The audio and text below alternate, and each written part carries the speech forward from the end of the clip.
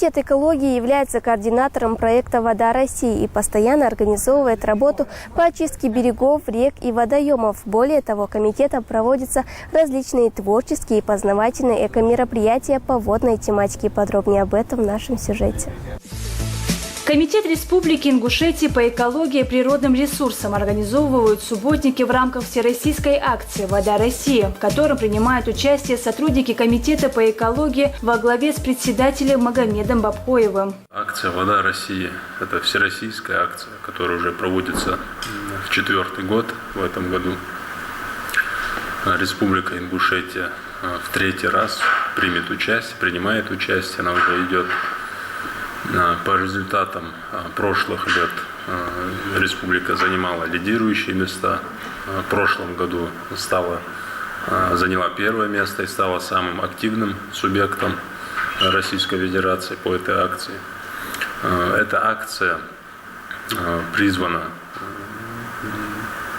привлечь максимальное внимание всех жителей страны к проблемам сохранения водных ресурсов, к охране водных ресурсов.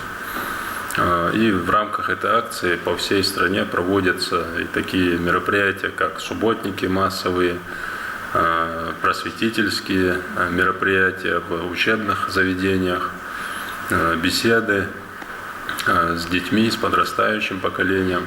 В общем, прилагаются все силы к пропаганде бережного отношения к природе, в частности, к водным ресурсам, водным объектам. Субботники – хорошая возможность привлечь жителей республики, особенно молодежь, к сохранению экологической чистоты и примером для тех, кто еще не присоединился к акции, отметил Магомед Бабхоев.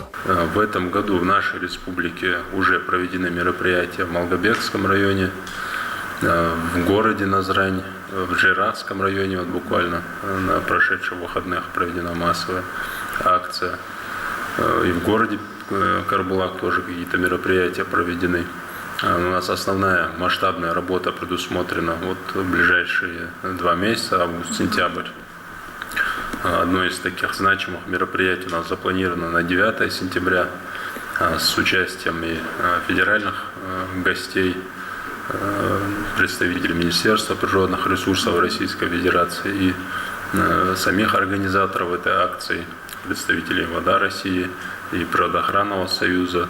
Они тоже планируют посетить республику.